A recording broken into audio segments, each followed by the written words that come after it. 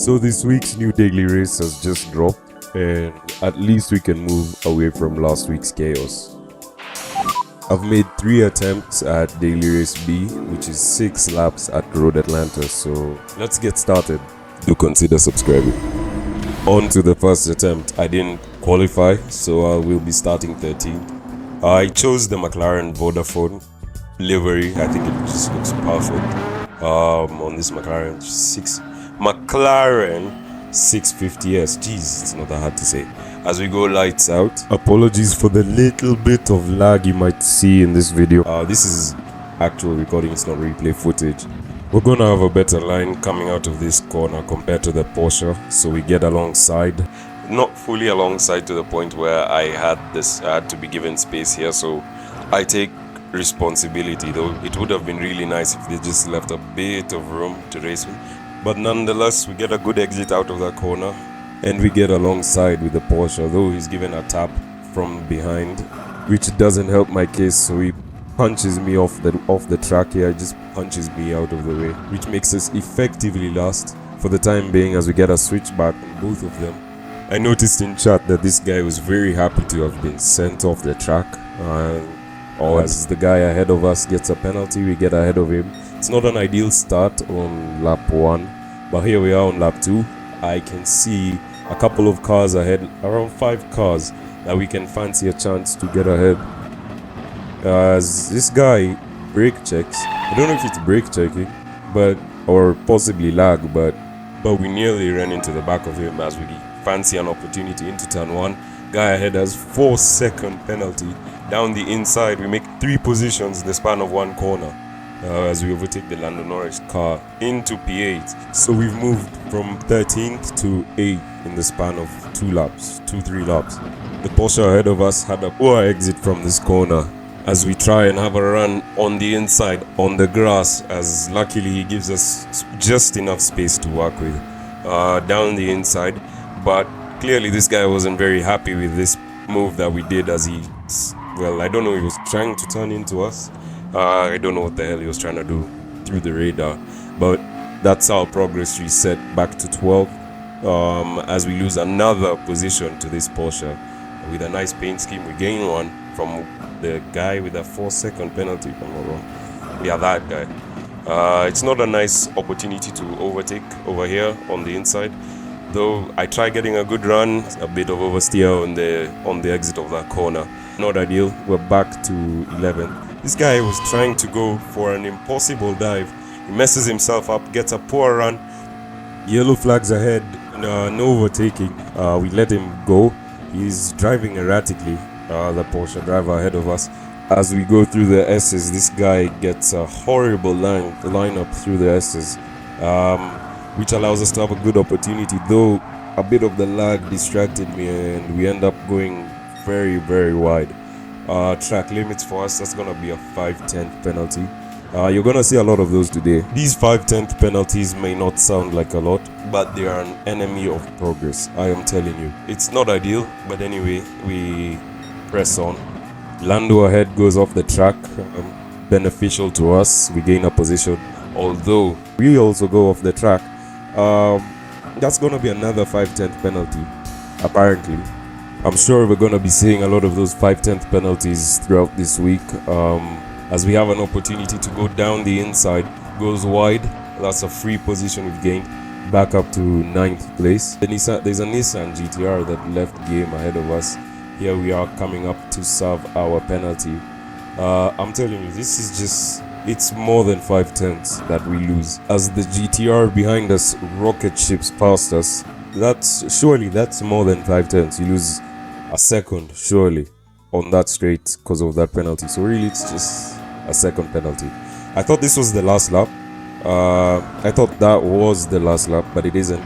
So another opportunity, another day to fight for 8th place.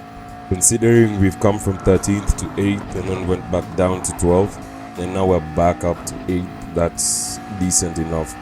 As we try to stick close to the car ahead of us through the S's over here.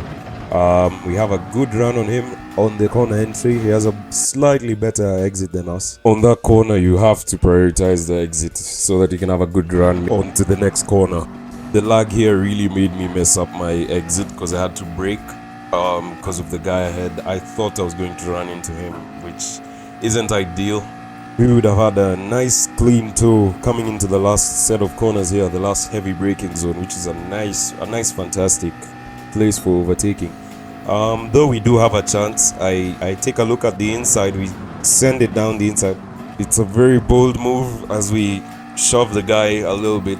We give him another tap. This is for 7th place, by the way, but no matter what, I feel like the opportunity already ran out by the time we were exiting that corner. It is what it is. 8th from 13th isn't bad. That's a nice recovery. I did give it one try to try and get a good lap in before my second attempt, and the best effort I could put would be 3rd on the grid for my second attempt, which is this race. 3 to 1 go. Low-key, an uneventful start.